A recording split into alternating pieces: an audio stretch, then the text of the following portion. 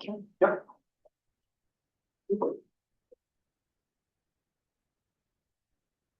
Welcome, everybody. It's 7 o'clock, February the 10th, meeting of the property committee. Call to order. I have approval of the agenda. Richard? Linda? Any questions, comments, suggestions? Garrett? Councilor Stevens? I don't see the third line studios report on here anywhere. Are we ever going to have a meeting and discuss the findings of the third line report?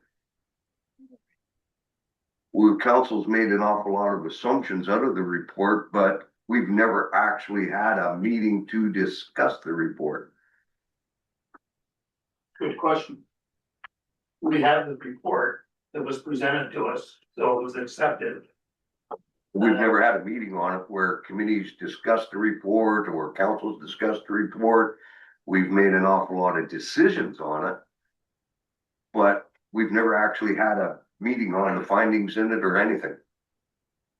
What's council's opinion? Well, I think it has to be discussed, Mr. Chairman, but personally, when I saw $68 million, I didn't read past any more of it. But if I may, we have made an awful lot of assumptions, purchased property even before we got the report, have really stirred up the public, and now going into public meetings and everything out of assumptions out of a report that we've never actually really had a meeting on to discuss. Myself personally, because I wanted an independent report, I never attended any of the public meetings or the council meetings with this company because I didn't want to put any of my assumptions into this report. I wanted a totally independent report, and we've never had a discussion on it. Councilor Scott? We did have a question period with that group, with the third line, and we could ask whatever questions we wanted to. And they answered quite a few questions. Mr. Chair, could I address that, please? Yes. Go ahead. Actually, I thought they did an awesome job in presenting the report, and we had, like Dale said, we were allowed to ask questions, we had opinions, and we went around the table. So as far as I'm concerned, we had a discussion. Well, without a meeting to actually digest what was in the report, to actually think about it and digest it, we haven't had that report. Yes, it's great. Somebody comes and presents a report to us. We get to ask some questions, but until you've actually been able to read the report and digest all the information and that's in it, you really can't start making detailed decisions. Mr. Chair, Yes, go ahead. we had 2 meetings with them. And we had lots of time in between each meeting to read the reports and discuss and figure out and think about it. So I think our responsibility was on us that we would read the reports, and when they came, we were prepared to talk to them and ask them questions and be informed. Thank you. Anyone else? Councilor Mitchell? I think before it was even passed, we got the draft copy. There was a lot of discussion on it. And then council approved that draft copy, and that became a public document then. So in order for us to approve it, we should have at least read it. So where does the onus fit? It fits on, it belongs to every councillor to have read that report before they approved it and made it a public document. So I'm not going to act on a draft report until I actually get the final report from a company that we paid over $100,000 for. I'm sorry, but the draft report was here. We approved it and made it a final copy. No, We did get not. reports that are drafts, No, we and that's didn't. the way it is. Address the chair, guys. Richard? I say address your chair rather than back and forth. Yes. As far as the chair is concerned, we did receive a product from Third Line. It was the final report. There were discussions on it. We did accept it. and it was brought forth and advertised on the website as a finished product for all to read. If there were any other questions at any other time after that presentation was made, those questions could have been asked. But essentially, the assumptions on the part of Third Line were pretty much well described, I would say, as to the situation that Central Manitoulin is in with its buildings, duplication of buildings and so on. So I don't think there's anything wrong with the situation as it is, to even ask for another meeting of the minds to get together. I don't think that's a necessary possibility to be had. Bar for me to think that you might want to go farther, that would be up to council to decide whether there needs to be another meeting of council pertaining to the Third Line report. At this point in time, I believe it's not necessary. We have the report. It actually states in the report what is advised. And it's up to council to either accept it or work with it and or not work with it. If I may, Mr. Chair, I think that the report is lacking an awful lot of information, and the report relies on council's assumptions. Right in it, it says, this is council preferred choice. And that's where they've gone with the report without having a lot of the engagement with the public. I do not see a lot of the public comments from the meetings that they held in here. I do see some survey results that were sent out to the public. But I know I got it sitting right here and I've read the damn thing. But it makes an awful lot of assumptions, and we as a council are acting on a report that we've never actually had a meeting on, a discussion on, or anything else. So You can say we've had draft reports, yeah, and we talked about draft reports, yeah. But we've never actually sat here and digested these numbers and the outcomes. And or any other possibility that we can do with recreational structures in this municipality besides council's assumptions in this report. So is it the wish of the council to propose a motion for a new meeting of council to discuss? I'm just saying it's never been on an agenda. If you never Just- want, if you want, go ahead. I was gonna say, just as a point of clarity, the actual motion from council was that the recreation infrastructure report from Third Line Studio, Perkins and Will, and Sierra Planning dated November 27th, 2025 be received. It was never approved by council. It was only received by council.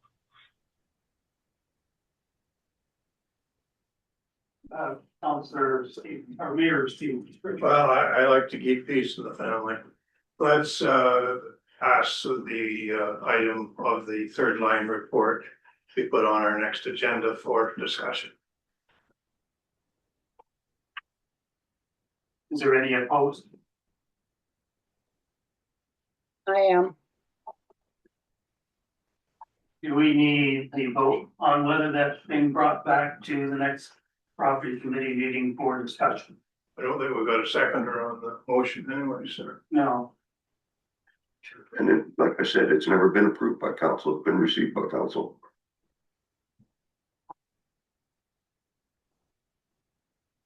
Anyone else? Actually, as a point of clarity, there was instructions regarding what Third Line had wanted to continue on with respect to the report. They had asked that the report be received, and there was actually a motion in the email that was sent out to council, and the motion basically requested that the municipality continue on in the process to the next steps, which would have been to form a working group to review the report and to review the findings of the report and to see what the next steps for the municipality were. That was included in the email from the Third Line Studio.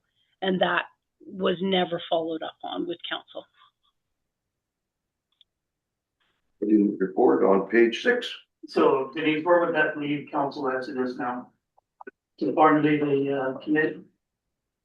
Well, I mean, I think the actual email from Third Line regarding how we should have received and dealt with the report really needs to be continued, because it was moved on so fast that we never even really got a chance to introduce the concept of where do we go from this report. That was never explored. It was just straight into what happened. So I think it would behoove council to review the email from the Third Line to see what they had suggested as the next steps be, and that at least can form a point of discussion at your next meeting. Okay, so at this point, then what we should do is move it to the next meeting as for discussion. And does that need to be a direction to staff to ensure that it's on the next meeting of property?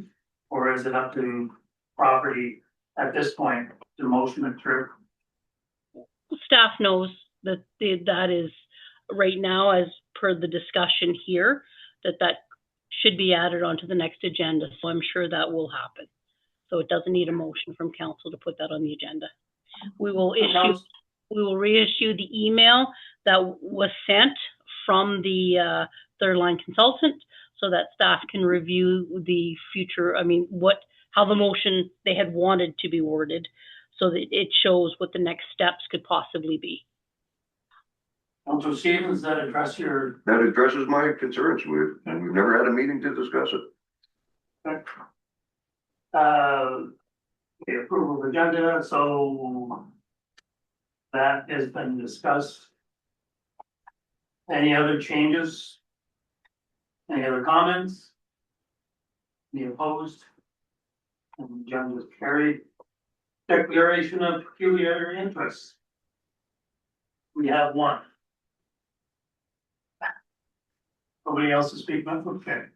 Number 8C, I'm going to declare peculiar interest, and I will leave the room. And the vice chair will take over. Councilor Scott, or Councilor Stevens. Approval of minutes of last meeting, January 13th. Can I have a motion to the vote? So moved, Councilor Stevens. Derek? Second for that? Richard, thank you. Any questions, comments? Any opposed? Derek? We have a delegation tonight. Some will remember Mr. Barron. Alex, you have 10 minutes to come forward and speak with me. Thank you. I'm here in my capacity as the chair of the Discovery Center Board, and want to tell you about a collaboration with the Providence Bay Spring Bay Historical Society that involves an upgrade to their display ability in what we call the history room, which is across the hall from our larger display area in the Discovery Center building. The room itself has been occupied by the Historical Society since, I would say, 2014, possibly before, so at least a decade. And they have used it in various ways, sometimes for storage, sometimes for display. The larger display area that we have across the hall already contains a significant number of artifacts and historical material from the Historical Society. And they have so much material that when they have in years past wanted to display it in their history room across the hall, our arrangement has always been we would get one of our summer students to go over there and unlock the door for any interested tourists who were coming by and saying, oh, what's in that room? We'd like to see it. So we would go over and open the door and stand there while they explored the room. And then when they were done, lock the door and students would come back and hang the key up. So you can see right away that this is not really an optimal scenario. So what the society did some years ago is they had Art Birdie build them 3 pretty substantial cabinets, which they filled with their wonderful display materials. And so at least their stuff was more visually accessible, but we still had the same problem of running over and opening it with a key, just so that people could be supervised when they went in. And subsequent to that, you can see we're always trying to make things better.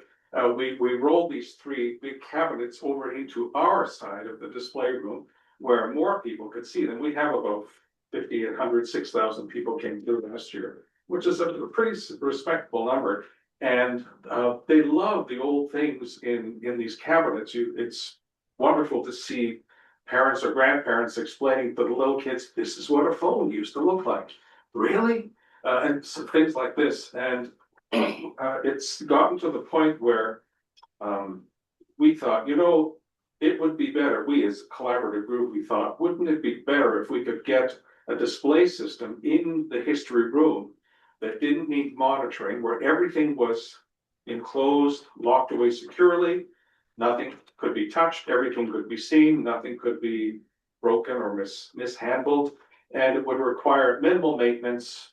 One of our students would have a look in there every hour. The door could be opened when the building opens in the morning, closed when the building closes at night, and it would get a lot more exposure for the Historical Society's holdings.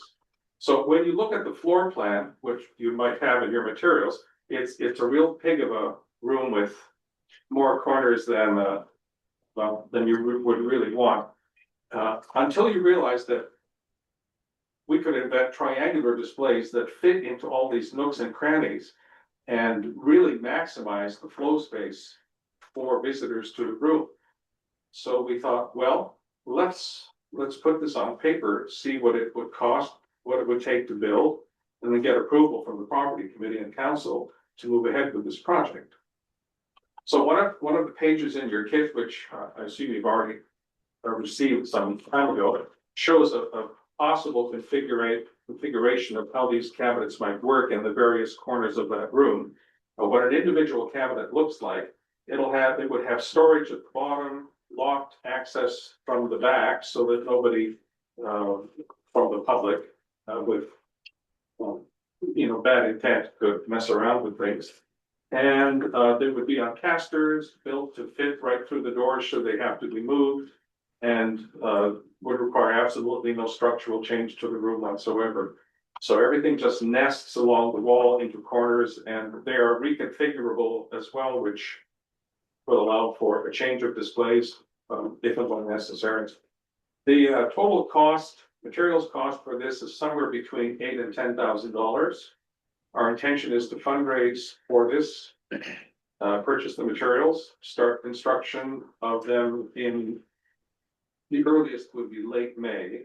And we can certainly have some of these units ready and in the room in the course of the summertime, because we don't open the building until Canada Day. And it's open until Labor Day, so we've got a good couple of months to get things in. So that is our project. We're pretty excited about it. We hope you are too. And our hope is that property committee could pass a motion approving this so we could move ahead with it. I'm happy to take questions if you have some. Back in the day when we first started this, the Historical Society would have volunteers that were in the room, usually on weekends and that, sometimes during the week to interact with the public. Is that still taking place? No. Yeah. So going then to this total display system that people could interact with or see without having to have somebody there. I guess sounds like not a bad idea. Any other questions for? I do, Mr. Chair. Material that you're going to put in there, Alex. I missed the first part. Where would you get the display material? It's lumber, it's plywood, so I run down the road here. The artifacts or whatever you're going to put in there. Where are you going to get that? Well, the Rob Sprague Historical Society has chests full of the material. There are the 3 cabinets that are stuffed full right now that are in our side of the display area are they're overpopulated with content. So things could be spread out with a little more breathing room and more optimally displayed, and there is lots of material below. And then Lyle, and I'm sure some of the other members of the society have things that they are holding in storage at their own home, simply for lack of space. Yeah, they used to do themes all the time. Like I remember I donated to them a few telephone, lent to them some antique telephones that I have, and they had them on display the 1 year. So are they still doing the themes and stuff like that? Okay. Rose, did you have a question? I did. Are you working at all or communicating with a curator here in Mindemoya? Yes. Okay. Thanks, Alex. Good answer. Any other questions for Alex? I think Alex is asking for permission from council. Where do we go from this to, Richard? Yeah, I think it's a marvelous idea.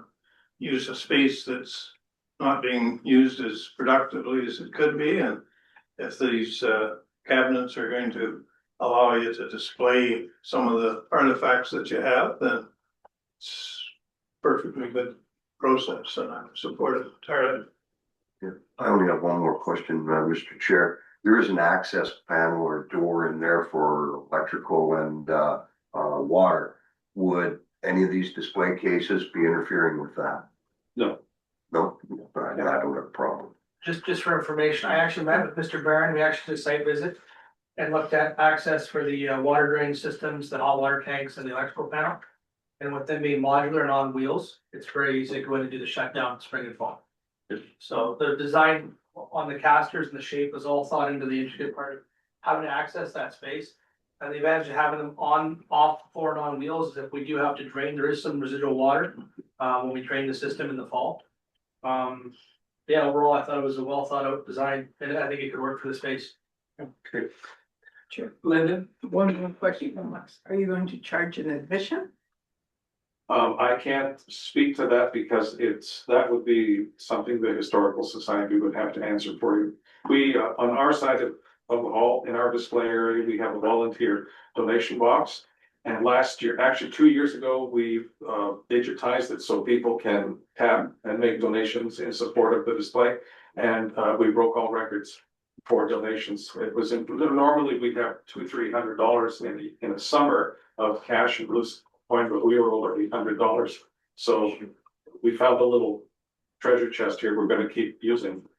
So I would suggest something like that to Lyle and his colleagues on the Discovery on the History Board to see if that's something they would want to do. I'll make a motion to council support the project in principle, and then that'll allow them to go for their design and the whole bit. And I asked Denise a question. Would that be all Alex needs, Denise, to go forward with this project? As a motion of council? Yep. Would in principle be fine, or should we just give the go ahead for the project? Well, he's put forward some detailed plans. So I don't see any need for an in principle comment within the motion. We know what he's going to do. Okay. We allow the Discovery Center Board of the Historical Society to proceed with this project. We have a seconder for that motion. Richard, And I wish as well. Mhm. any opposed? We'll let you cut the ribbon.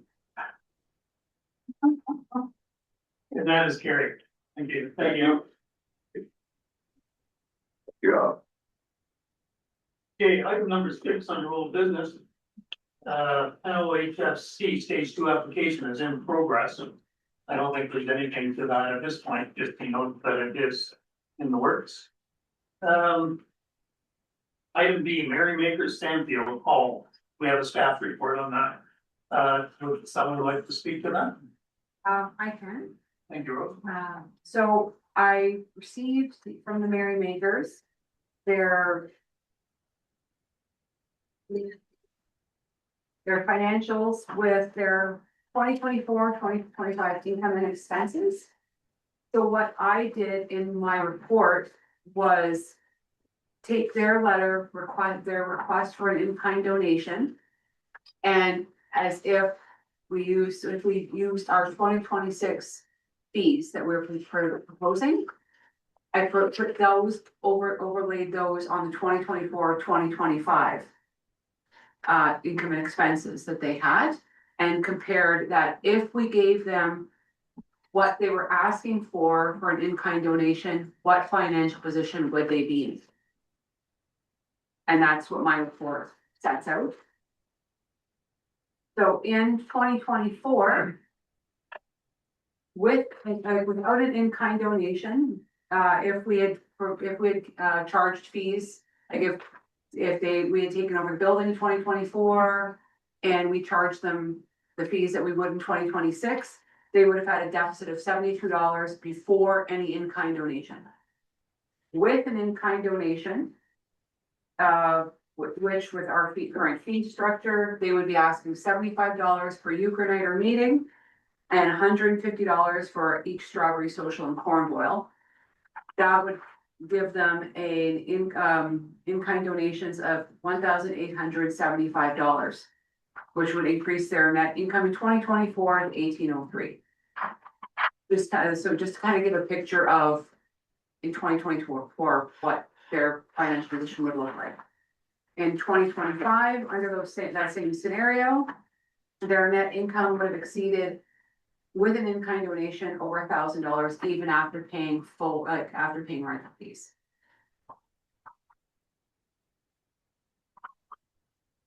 And then I have also included my numbers on the last page of my report on my schedule 3. Comments, questions, Richard? Just on the first item on those reports, you have 12 rentals in 24 and 14 rentals in 25. In the Merrymakers maintenance portion, but it doesn't carry over to the municipal maintained portion. What are those rentals for? I'm not sure. Those were the rentals that the Merrymakers have done themselves because they were. Somebody else paid. Yeah, somebody else paid the Merrymakers. So why would that not be the case? Yeah, no, they would like, so if when we take over the building and take over care and control, the rentals would go through us instead of through the Merrymakers. Because the Merrymakers would then just be a less. They would have a lower revenue, but they also would have a $3,250 for hydro bill. Yeah, they would lose their hydro costs that they would be paying. If you look at my financial comparison on the last page, the hall rental costs for 2024 are less than the hydro they would have paid in 2024. And then in 2025, it's the same thing. Their hydro costs were $3,200, and they would lose their hydro costs, and their hall rental costs would have been $2,550.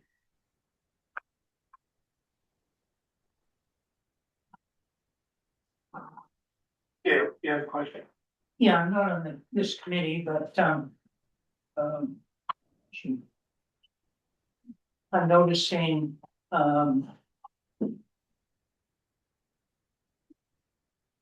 the hall rental costs, which are the 26 suggested fees. 2,600 from 2550, and they're requesting a donation or a reduction in fees of 1875. So it's, basically asking for a donation to cover most of the rental costs.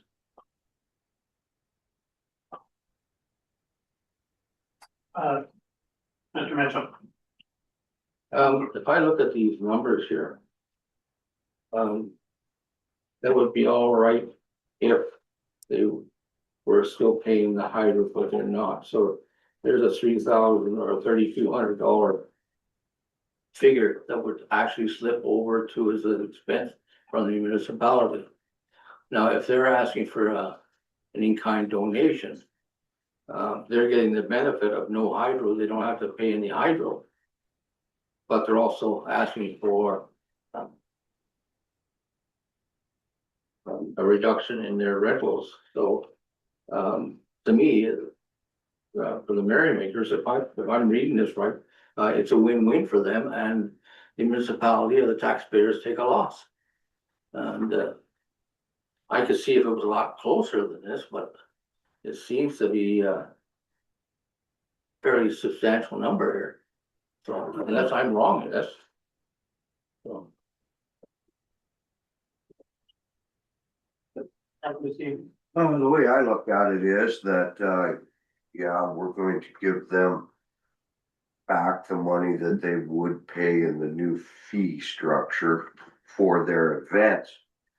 But then if it goes by staff reports we got when we said we need to be taking this over, we're going to be renting this building an awful lot more. So then those fees should be coming to the municipality, which should offset all the costs as far as is what the first report was saying, that we're not seeing any financial from this building. The merrymakers were seeing all of it and spending it all up in their expenses. So, and then we had actually projected a whole pile of new rentals that would be using this building. So for us to take over this building, we should be covering that. We should be able to cover what they want and make money, as I think, by what staff told us in the first place. They've also said in their letter that they would offset the donation by giving back whatever profit they made from their events over the years. So is it kind of the recommendation of council that we follow the procedure of the rates being charged with no discount for preferred rental rate? Assuming that part of that rental will offset the expense of running the hall. And the simple fact that the hall is now coming into our jurisdiction for rental, that it'll open up more for rentals. And that future rentals will help offset the cost of running the hall. Is that kind of is that the direction that council should go? Richard? I'll see our treasurer's here tonight. Is this not a bit of a convoluted process that we're going through here? Yes, Isn't there something an awful lot more simple? yes. Truthfully, when I take a look at this report, so let's take a look at the last page, 2025, if the building had been municipally maintained. So yes, they give up all of their rental income, but they also give up a $3,200 hydro bill. And then they incur an extra $2,500 cost. Before any donation is even considered, these guys have made $1,058 based off of their financials. We don't need to take back any of their their revenues. We don't need to give them a type of a discount. They're able to achieve $1,000 profit just by operating as a normal citizen in our municipality. I mean, it could be as simple as business as normal. You keep any money you make off your strawberry social, you pay our rent, we walk away friends. If you choose to give them a donation, it would have to go through the same process as coming through council, and we're putting it on your account on the facility software, the same as we would any other group that's requesting a donation. But based off these financials, they're making over $1,000 before any consideration of a donation. And that's just in the fact of the swap between the hydro that they have to pay and the revenue that they were bringing in. Well, personally, Mr. Chairman, I would like to just keep the simple process. They make the rent payments the same as everybody else does, and if they want a donation, then they make a request for a donation and we consider it. I have someone on council here. Motion that I have a question. Oh, wait a minute. Counselor Scott? Yeah, we did have some, internet and telephone expenses. So I don't see any of those. Do they come into play at all? Either with maintaining the building, the merrymakers, or municipalities maintaining? Merrymakers will not do any of the maintenance or any of the operating costs in the facility. They would be treated like any other rental of the facility. Mhm. So they would be booking the space, registering with the online software, the issue an invoice, and they pay it. No different than Spring Bay Hall, Prom Bay Hall, Lindamoya Hall. All the facilities are operated by the municipality, including telephone and hydro. In the 2026 draft budget the council accepted, we added on the additional telephone and internet to that facility because all the facilities have that. And because it is a municipal building, it's required to have a telephone for emergency services. Currently, there's no telephone there. But that cost be borne by the tax base. Yeah, and my report only covered the cost of the merrymakers, and they didn't declare any cost for internet or telephone. No. So I didn't address any of that. Another one from Councilor Steve. But we've directed staff to go into an agreement with the merrymakers. Yes. So this letter is what they wanted. Am I correct? In other words, we're in a negotiation stage and negotiated down to this, was it $2,600 per year was the suggested number? I think we did the exact same thing years ago with the Historical Society, and we still give them $1,000 a year. Why can't there be some sort of an agreement? I mean, we are taking this building over from them. They've had the agreement on that building since before amalgamation. And if we've entered into negotiations with them and they've came with a price to us, why did we go into negotiations if we were just gonna say the heck with it and we're just gonna do this? Any other question? So going along with what Derek says, then why would we not suggest to them that they ask for a donation? As Richard says, just ask for a simple donation. If I may, the donation aspect from a financial perspective is the easiest way to deal with it. It's quite simply just pick a number, yes or no, and we just apply on their account and it's easy and done. If the council chooses to go that way, that would be a preferred method to go. It's quite simple to do it that way. From that perspective, you come to a number that both parties can agree to in terms of the donation, and we just put it on their account. Because if I may, somehow or another, that happened with the Historical Society and this $1,000 a year. And it's always been there. Why can't we do the same thing? We have new processes in place now that I think we have rules we've laid out for ourselves. I think we should follow them. So I'm going to suggest that we come forward with a motion that we follow our procedural bylaw and rental rates for merrymakers, the same as anybody else. And then if the merrymakers decide that they want to come to council and ask for a in-kind donation, let them do that separately. So can we have a motion to put something to that effect? Point of order, Point of order. as chair, and I don't think you should be neutral and you shouldn't be directing. I know, motion. but somehow or other, the conversation is not coming forward. Yeah, I did read it, and I do understand it. But someone has to come up with a motion to give us direction to go forward with. I think as chair, you need to be careful that you're not directing a motion. I think that staff needs to still negotiate with the merrymakers. That's what I suggest. Yes. Richard had nailed it. He said the right thing. We're going to keep it as we have, as we're going to. And at the end of the year, if there's an issue, they can come to us and ask for in-kind donation. We've got a system in place that we want to work with. So I would like to do that. So I'll make a motion to keep it that way. Actually, I don't think a motion is needed. Okay, thank you. We can just accept their letter for information and proceed with charging the rental rates as per our bylaw. And we can add something in there that if a donation, if they wish to have a donation, that they can put in a formal request for a donation. I think that's the simplest way, yeah, okay, sounds good. Direction to staff, carry on.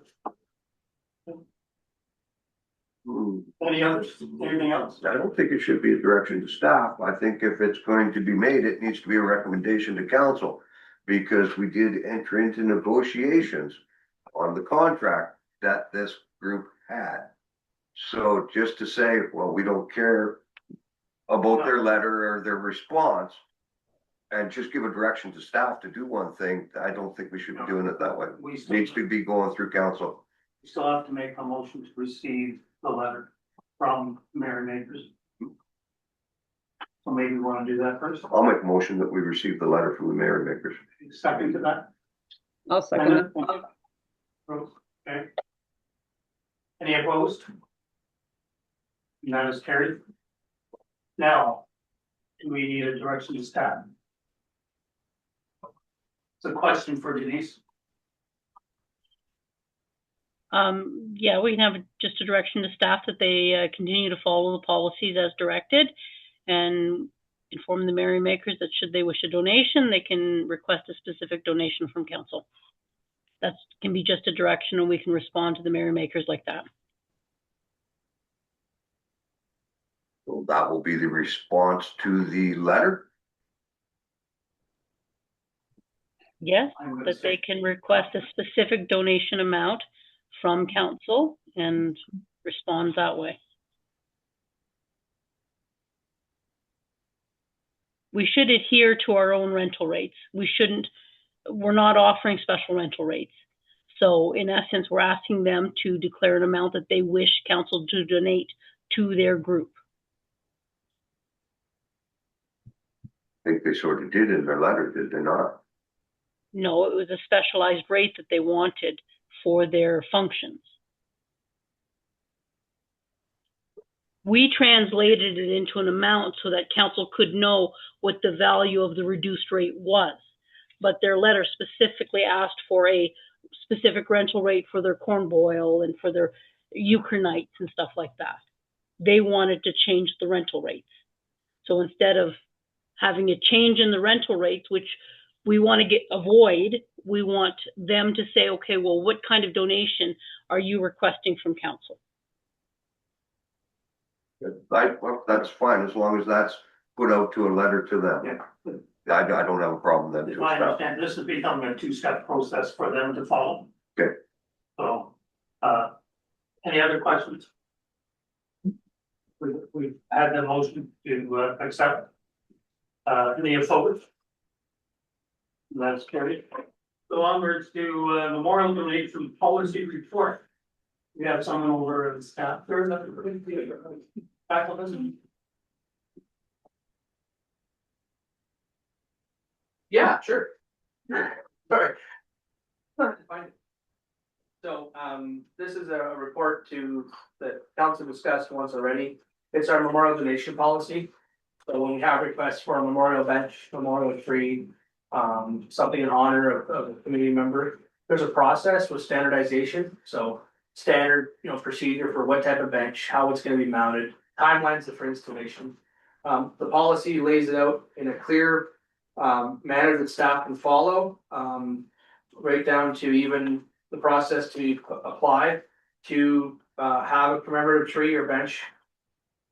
Preferred location, preferred park area, specific district zone, is it a bench, is it a tree, what type of tree? And then for the staff side, we have a procedure on how we're gonna process the inquiry, step one, the donor inquiry, design, description, review of any fabrication going on a bench, if the joint in memory of Jim or Frank, or and the timelines of how everything gets installed, right down to payment process and completion. So it's something that was needed. There was many times where we would have a request for a memorial bench, and we really didn't have anything in place, nothing standardized, or a request for a memorial tree. There needs to be some logic if you're gonna start putting memorial trees in. If there's any future development of a site or location, or you know, how's that tree gonna affect future green space usage? Is the tree or bench easy to be maintained, you know, whether it's grass cutting, if there's you know, landscaping equipment needs to be used, that sort of stuff, so. That's, in a summary, that's the policy. Any comments, questions? I see, stipulations in here for trees, Mhm. but I don't see anything for doors, benches, stuff like that, as to who's responsible for maintenance and stuff like that, and the length of the length of time that we would be responsible for it, or they would be responsible for it. I do know that benches and stuff like that are requested a lot, so, should we not in our policy have something that covers the, maintenance of that, of benches and I don't know, what all gets donated or wants to be donated, doors, plaques, stuff like that? Yeah, under 4.6, we outline, damages, natural causes, vandalism, and also, we also talk about trees. Yeah, you talk about trees, but 4.6.1. 4.6. Yeah, commemorative objects become municipal property will maintain the same manner as similar municipal assets. Items damaged by natural causes in the first 5 years will be repaired or replaced at the township's expense. One-time replacement for vandalism or theft. And then we talk about trees, trees that die planting within 2 years of the municipality of relocation will replace the township's expense. Okay, I was taking that all as Okay. under trees. No problem. Is that, I didn't see a distinction there Yeah. between, trees and property, so. I think that, Thank if you you. have a question. I wanna give you a little bit of history on memorial plaques and trees. Sure. In that, a few years ago, we started something like that over near the old school, behind the flower beds that used to be there. Family that I belong to planted a tree there, put a real nice plaque there. The next time they went, the plaque was gone, all the other plaques were gone. And they found the plaque eventually in the municipal garage. How they tracked it down, I don't know. But this is something that can happen. And also, another family that I know of, when they went to bury their loved one at the cemetery in Middemeyer, here was a bench halfway over on their plot. So things can go wrong, so we gotta be really careful. Richard, you had, well, just a couple of housekeeping items there under that 4.6. Refers to township, but should be municipality in a couple of places there. No problem. Mr. Chair, I have a question.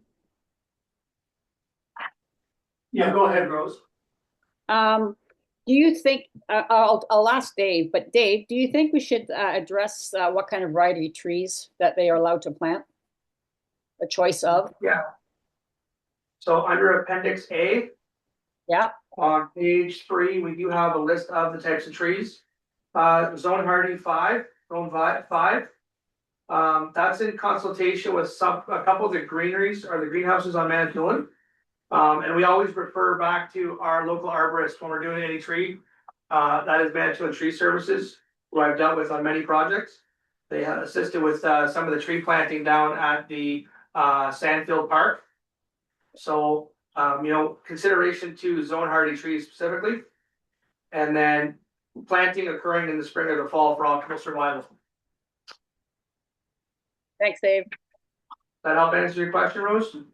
Richard, Yes, Dave. okay, do you have any other questions? No, I'm sorry, that's fine, thanks. Will this take in our cemeteries, or is that under a different act? That's under a different act. I thought so. Yeah. Okay, thank you. Anyone else?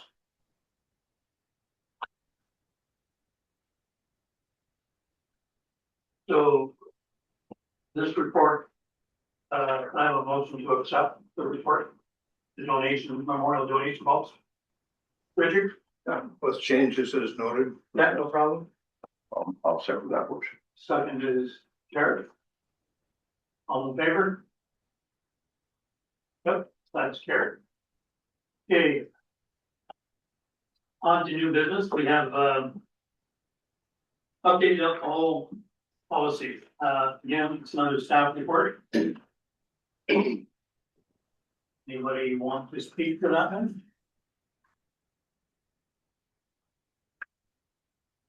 So if I may, Mr. Chair, so this is something that staff have been working on the last 2 years. And with the changeover of staff in the department, it got put not on the back burner, but top of the pile on my desk. And I was able to sit down with Rose. We had a lot of notes from past staff that have worked here who had actually gone through this. And I was able to update the revised alcohol policy. Last time it was revised was 2014. It was long overdue.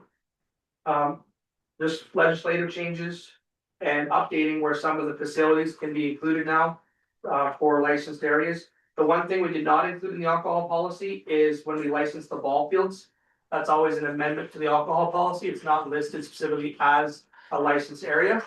So whenever we do like a Manitoulin Rib Fest, or we do back in the day Ride Manitoulin, which would be out of the Providence Bay Fairgrounds, that's a special amendment to the alcohol policy at that time. We've also updated to remove the Big Lake School, and we've added the Sandfield Hall now to this. Okay? Any questions, any comments? Richard? Just see there's an attached bylaw here, and it's indicating that we read it first, second, and third time. I'm wondering whether we shouldn't do a first reading and then put it out for comment before we pass it the rest of the way. Since it has been that long that I didn't even know we were wet back that far back. Yeah, so your last bylaw was 2013. Confidential.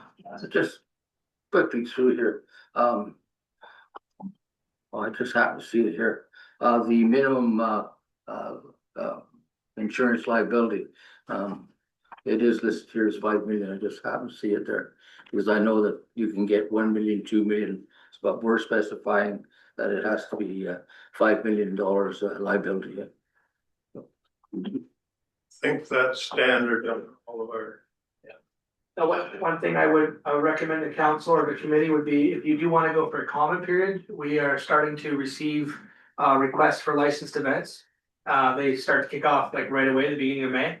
So a 90-day comment period might be too long. We might put a lot of limitation unless we want to use the existing policy and not make any changes. A 60-day comment period is not unreasonable. So I figure you could do a 60-day without interfering. I think, 30 days is minimal, 60 days is more than enough. That puts us, it's February, middle of February now, March, that's middle of April. Yeah. Yeah. No, not in the committee, but I think 30 days is lots. If it's advertised, you got a whole month to respond. Yeah. And then I don't think there would be a lot of problem with event groups, being able to get their licenses after that. But may I make a motion that we give it its first reading and a 30-day comment period. And if licenses come in before that, they just fall under the policy that we already have. So Okay. it's not gonna be that relevant to the public. You have a seconder for that motion? Richard? Any opposed? I'll second that. I think Richard beat you there, Rose. Okay. And are you opposed? No, No? Okay. Then no one else, so that is carried. We have item C under new business, Discovery Center Board request, business and restrooms. Sure, we missed B, facility user fee framework. Oh, yeah, I did, sorry. Facility user framework policy. Yeah, staff is for.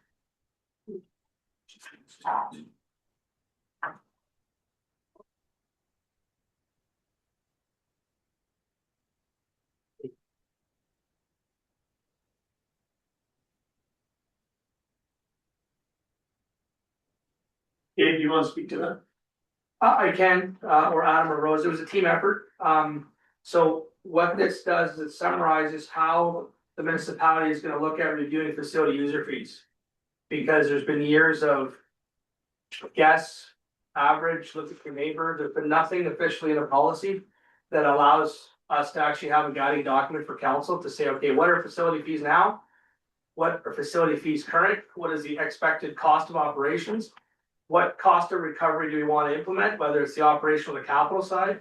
And it gives you a guiding document so the public is aware of what to expect. That the fees will never exceed a certain percentage or a certain amount when we do review of the fees. We were so far gone the last 12 years, 14 years with the fees not changing, that when the fees came in with the fee bylaw change, it was quite a shock and a jump. But even if you look what the current fees are now, they're at the very minimum base level where they should be, to offset the operating costs. Now that was a 90-day comment period for fees that passed to council, so we're in the new fees. But this will be applied every year. And speaking with Mayor Stevens at one of our last meetings when this started, it gives staff the ability to provide a report back in the last quarter of the year for discussion to be included in the new budget year. So if you want to review fees at that time, it gives staff the ability to provide an update on current revenue, current operating cost. And then at that time, council may decide that we've determined the fees can stay the same, they can be increased, maybe they should be decreased based on operation costs. So, Any questions, Richard? But just on the first, second, and third reading, again, I would like to see a comment period so that we aren't just rushing these things through. But you have a period. Well, I don't know, 30 days, 60 days, whatever you figure is reasonable, Dave. well, we had a 90-day on the fees. This goes along with that. So this summarizes, council's already given direction on the process for the in-kind donation to be applied to facility fees. That was discussed at property and at council. This is actually going to be now not just a discussion at a meeting, it's now going to be by bylaw. So now we actually have the bylaw that matches that discussion. And it allows the public to be aware of the process to understand how the fee structure come about, how fees are set, and then how the in-kind donations work. And then, yeah, it gives a chance for the public to be aware of how they all work together, so. So in terms of a comment period, it doesn't really make too much of a difference because as long as we have this document in place for our planning of our 2027 budget. Yeah. So I mean, we can take our time with getting comment period and getting this one passed, because it's not really gonna affect us until we start to try and figure out how we take the whatever framework is approved, how we do use that to start to set our 2027 rates. So there's a little bit of time to review this. I do know that we received some comments, letters, so most people are engaged, I think, so anywhere. What, do you want 60 or 90 days on this one then, Dave? 60 or it's up to council. I mean, 90 is fine. I mean, Okay, let's go. it's not gonna slow the process down. It's just, you know. I agree with Randy. I'll second that motion, Mr. Mayor, or Mr. Chair. Richard, did you first that one? Okay. Richard and Jared. Okay.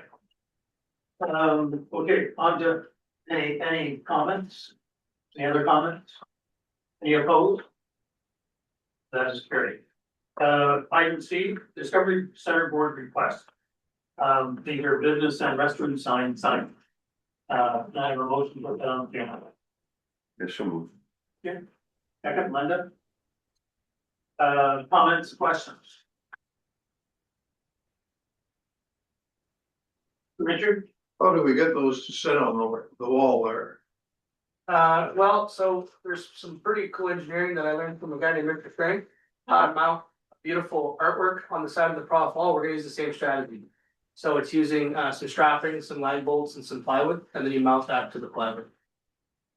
So it lasts and it's not gonna damage the stonework? No, yeah, if it's a solid property, it shouldn't damage the stonework.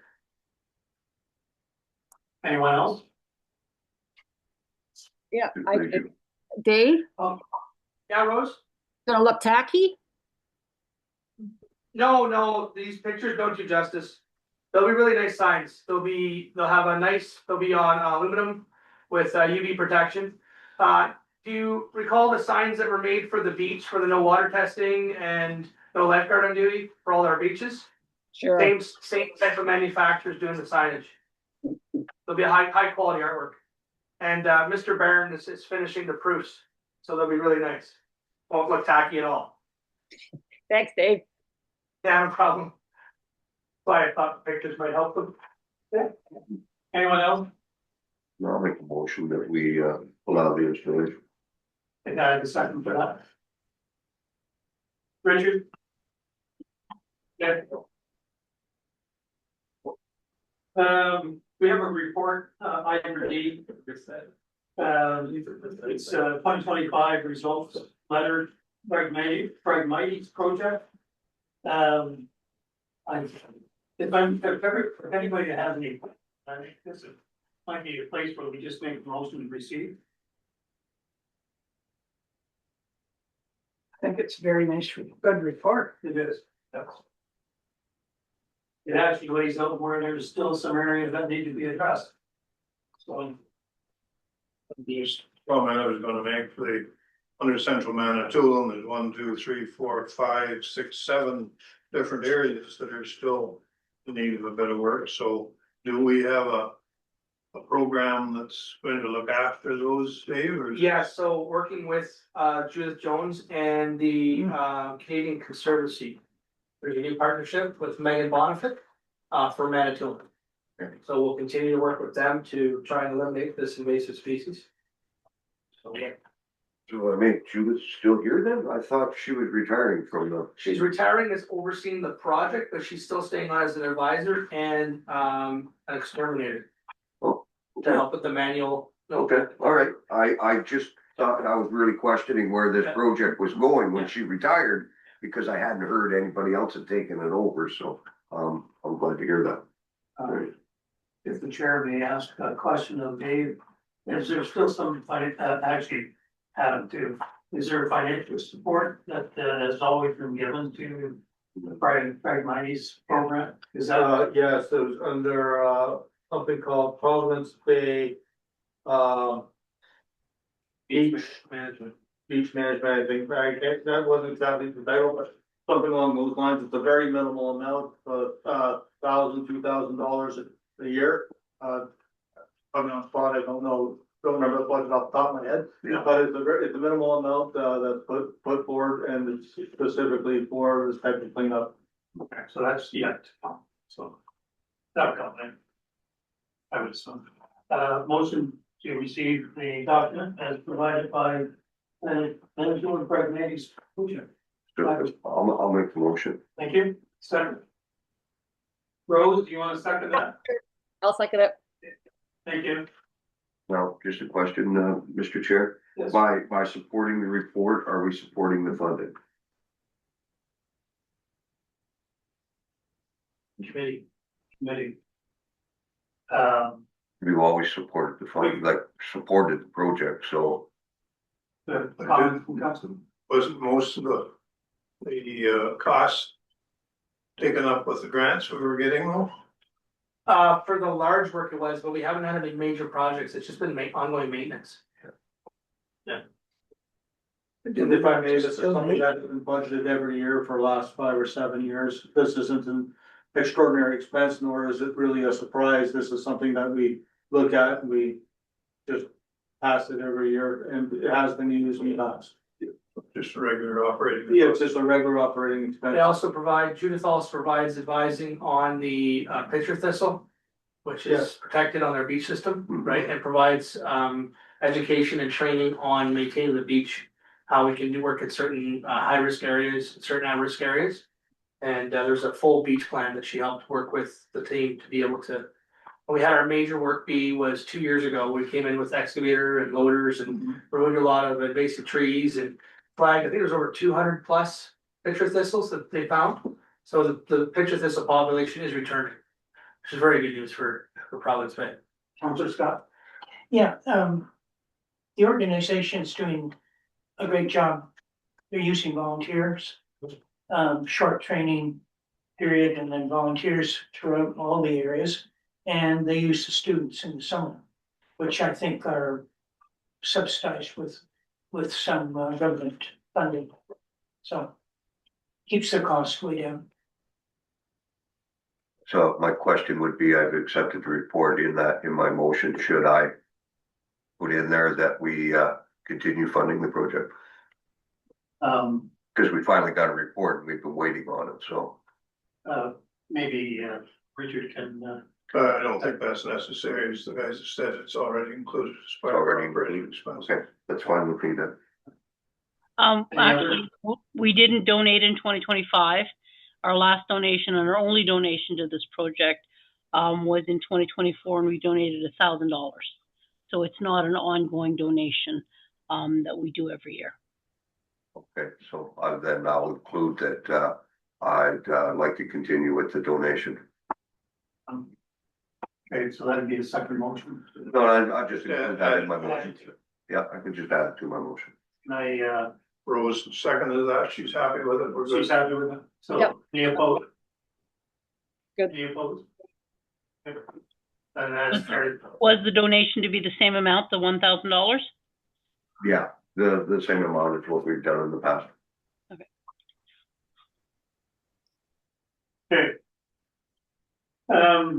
Here's an exciting one.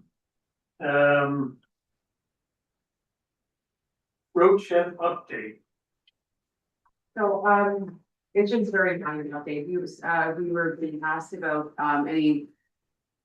when council was going to find out more about costs, and we have scheduled with our tax jail Richards to have a delegation on April 14th, the April 14th property. And to come in and give an update on costs and where the project is. We should have drawings at that point to forward to council. Good. That'll be your class D report. And then from there, we move next step to be a class B, which is the next step of the project. So then that's when you start to fine tune really what we need and want, what we need versus what we want versus what we can afford. So, right? And then we go to tender from there. Yeah. Yes. Will we have that report prior to the meeting? We should have the document, well, I'm not sure, it's their first draft, so. Okay. Staff might be seeing it at the same time as council. Okay, because I like to be able to actually digest something Right. before I start making decisions. I'll make a request to JL to see if we can have it earlier. Yeah. Any other questions? Okay. We'll just, move to, accept that as a verbal update, as to the road shed. So, to go on to, item 8. Living Oil School update, so is it you want to speak to that, or is it just for information? Just for information. I'll make a motion that we accept. Okay, got a second to that? Richard, second. Any opposed? It's carried, thank you. Item B in correspondence, we have a letter from Micah. And then that e-bike letter. Is someone from staff want to address that, or you just want me to? Has everybody read it? We read it, but I'm kind of disappointed to know we're tearing off our nice, whatever you call them there, plugins. So it just didn't work. Maya, the system didn't produce what you wanted it to produce. Well, I guess the letter is sort of self-explanatory. I'm not a delegate.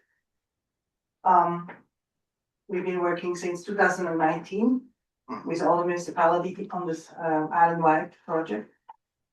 An exciting project that was this close. And they couldn't get the connectivity. They just, despite coming here 2 years in a row. And we've been trying hard, all of us, and just wasn't and isn't coming. Not everything works out. Very unfortunate. Yeah. Pity. Looked like an exciting project when we first approved it, but yeah. Okay. Counselor Scott? Yeah, I'm not on the committee, but just a question for the committee to consider. Municipality paid for the pad spanning the barrier covered the hydro. My question will be, what's expected of the municipality in closing the two centers? They that would be an expense, for sure. And where will these units be going? Where, I've heard other municipalities storing them, but I'm not sure what the plan is. So, that's the question is, it's a private enterprise. They've got funding from the municipality to do the 2 units, the 2 locations. Grant was obtained. I'm not sure where the municipality is heading as far as cost.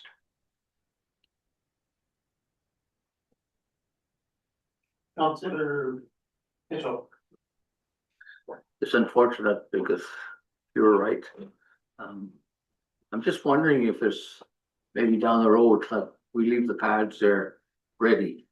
And maybe the technology will advance enough within the next couple of years that we can consider another bike system or whatever, the ones they use in cities or whatever like that, that seem to be, now that we've got this big deal there with China with the electric vehicles, maybe there'll be something, because I gather they're really common over there, so hopefully within the next couple of years we'll find something from that market that'll fit in over here.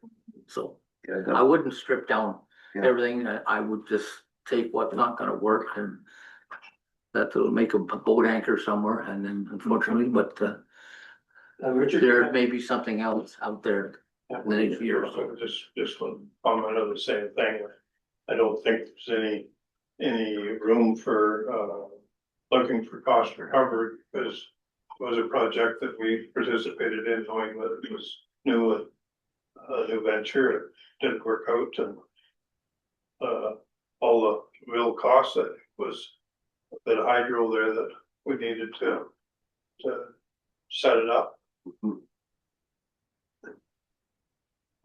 if I may, there could be a possibility, if the federal government goes the way they want to go with electric vehicles, and that there may be an opportunity at those locations for electric vehicle charging or something. So there could be programs coming down, and I think it would probably already be hooked up. We're hydroed in the whole bit for a project like that, so there may be a business opportunity in the future. So do we actually have to remove everything? Richard? Yeah, I think that's a good point, because our friend Mr. Carney is gonna be spending all kinds of millions on putting in a new plug-in vehicle site, so that could be one right there, could be an option, couldn't it? The voltage would be much different. I don't know, but is there a reason that we have to remove everything, or can it just stay there? From a township's point of view, from maintenance staff, like, is there any reason to rip all this stuff out of there? Or It's not doing anything. It's not really in the road of anything. Well, there would be I'm not gonna use the term significant, because I don't know what the cost would be, but right now it's a no harm, no foul, unless you need that space for something else. There's no harm in just leaving it be until such time as you do need that space for something, and then you can worry about a cost then. I mean, if it's not harming anything right now, just leave it be until such time as you need to. That And would then be you would like, the cost. Councillor Mitchell. I would say go as far as tearing out the item itself, but anything else supporting it, the pad, the electrical as long as it's made safe, with the proper junction box and all that, then let's leave it and wait for hopefully the next step. But remove the stuff that's not going, it's just an eyesore right now, unfortunately. Mr. Chair, so what we can do as staff is we can reach back out to Micah and get some answers on the cost, if the cost is gonna be borne by the municipality or by Micah for the decommissioning. And I can report that back at the March meeting. Yeah. Because the letter says they plan to decommission the spring. Well, March is a little early to start doing things in 5 feet of snow. So, Yeah, I think that would be a good way of approaching it. The point of, I'll use Province Bay as an example. If you take out the units themselves, take out the electrical, then you have a hole in the wall and patch. you have a concrete pad and you have some armor stone sitting there, so. Yeah. It's, the pad could stay, the armor stone could be moved around. I'm sure. David could find some spots for it, but at any rate, that could be the process. So why don't we leave it to staff to make arrangements to come back with a recommendation? That would be my recommendation. So it's as recommended by, Councilor Stevens. Yeah, I'll make that a motion or recommendation or whatever you want. Have staff come back with a report on whether we can just leave everything right where it is. You need a second for that? Yes, Rose? I want to make sure. Sure. Okay, you're second. You'll second that, thank you. Okay. No one opposed? No one opposed? And that is carried. Financial business, we have a motion to accept the year to date December. We jumped over C. Did I do? Yeah. Oh, I did, CAO correspondence, electrical approval. I think this is at the point in time I'm going to recuse myself, so I'm turning the chair over to Councilor Stephen, because he's second chair.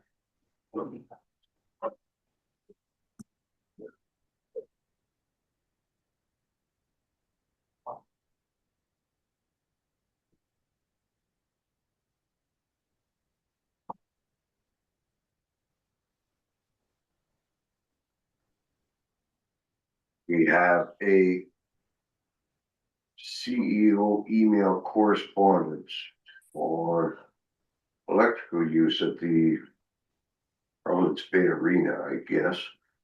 Denise, would you like to speak to the issue? Yeah, there was a complaint regarding the fact that the community group was plugging into electricity at the Providence Bay Arena without municipal authorization. The Providence Bay Spring Bay Lions Club came in and they did give us a check to pay for the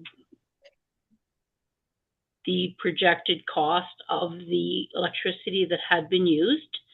But we're looking for a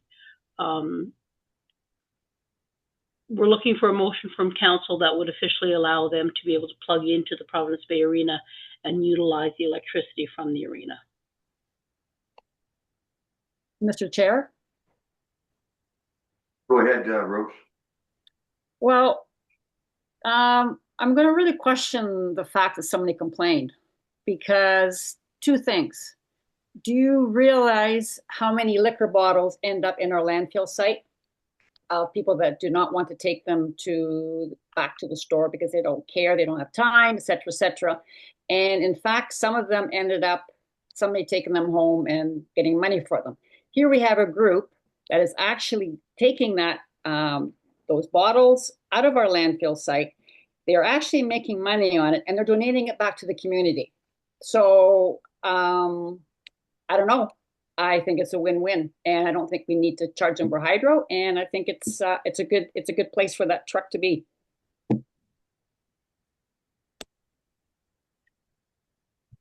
Go ahead. I completely agree with Rose. Richard. Yeah, well, I just think we have to keep everything on a standard base here, and we wouldn't approve of anybody else just moving something onto our property and plugging into it. So I don't think it can just go on and continue to go on without an agreement in place, and that's all I think we're looking for here. Yeah, I would have to agree. I think that if we are going to allow somebody to be plugging extension cords into our building, they have to be done in a safe manner, or trip hazards and everything else if it's crossing our property. So I think we need to have some sort of a position. on this? Mr. Chair, Yeah, go ahead. from the maintenance perspective, one thing that concerns me with this unofficial buried power cord is it's not, I don't believe it's guarded. I believe it's about 8 inches under the gravel. And the issue with having an extension cord, there's too much possibility of having a short. I think if we are gonna have power being provided to that trailer, it should be a proper cable conduit and wired right into the building into a separate breaker. And they have the ability to do that, and I think if the Lions Club wants to have power, it should be on their cost. But if it's gonna be done, it should be done right. It should be right into the building, into the panel. It's a breaker designated just for them. They pay for it, or if it's gonna be a free service. To use the hydro, that's one thing council can decide, but for the installation, I think should be, if they're gonna do it, it should be done right. Or if they don't wanna bear the cost, I mean, you can get little pocket generators, they're pretty cheap. I run a generator for the interim to be able to power up the building, but the risk of having that getting dug up or hit or have anything going through there not knowing, it's just could put the municipality in a pretty dangerous position. So it definitely should be guarded. Richard? Yeah, I think that can all be accomplished with an agreement so that everybody's aware of what's going on and that it's done properly. So what would the committee like to do? Have staff come back with a report or on what needs to be done, or? I would just suggest staff proceed with an agreement as they would normally with anybody else. And is there gonna be a fee charged for the use of the hydro, or is that complimentary? Any Part of the agreement? idea what we're talking about? If $15 a month, like it's I think 3 light bulbs. It's really minimal, I think I'm gonna worry about the hydro. but the installation and the line to the breaker should be at their cost. If they wanna continue to utilize the service, okay? We want the safety factor in there. Okay, I have a seconder for that. I'll second that. And maybe they could throw in maybe solar power.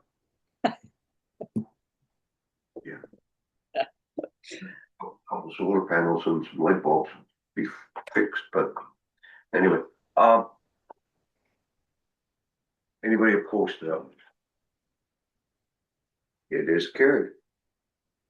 And we could bring the original chair back in and I'll relinquish the seat. You did a wonderful job. Yeah, Judge Rock. You get overtime? yeah, I will relinquish the chair back to the original chair, John.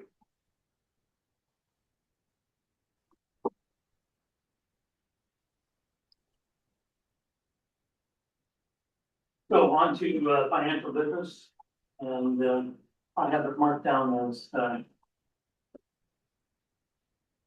December 31st, I don't think that's correct. There is a year-to-date report for the month of January, for any of our programs. There never is. There never is due to budget time and, whatnot, the time constraint trying to get the budget, whatnot done. Okay. So I think that's a typo that forgot to get removed because it's literally every other month. It's not getting moved in this agenda. Okay, so we move on from financial business to in-camera, which there are none. So item 11, we need a motion to adjourn. So move, Councilor Stevenson. I just asked the question, what was? Yep. Yes, go ahead. The west, wall there in the Mindemoy area, is that being monitored and has it been moving? it won't move. It's been fixed. Yeah. The only thing we have to monitor on that is the snow load, and we have our snow. That was my next Yeah, question. no, we have our snow heights in there. We've removed snow 3 times with snow rake. And with this warm weather, it's gonna start sliding, so we're monitoring very closely, but yeah, there's no wall movement at all. Good. And as much as it seems like we've had a lot of snow, there's been enough of it coming off over the last few weeks with the one thaw in January. That we're still okay. Good. Yeah, we still got almost 3.5 feet of allowable play before we have to engage. I did reach out Get to, that much deep. no, I hope not. I did reach out to a local contractor who does have a boom truck, which is JJ Pole Line. They are available on standby if we need them. Good. And I've got that arrangement in place now so that if we have to move, we can move. Just to give a quick update to committee, so far I've only received 3 hours of confirmed ice time booked for the first week of March. Minor hockey has a meeting on the 18th to decide if they're gonna extend their season by 17 hours. Since our last meeting, the public schools canceled all 5 hours of ice time. Every Friday, they don't have enough staff, they have a staff shortage. And so the last confirmed rental right now is Wednesday, March the 5th for 1 hour. So at that time, if we don't get any extended rentals, that's when we'll turn the switch. I think we left it up to Yeah, staff, yeah. so. If we need usage, we'll keep it. If we don't get enough usage, there's more than enough hours to accommodate the dog inspection. Okay. Okay? Thanks, Dave. And the second for the motion, Richard. thanks everyone. You, Mr. Chairman. Lonnie.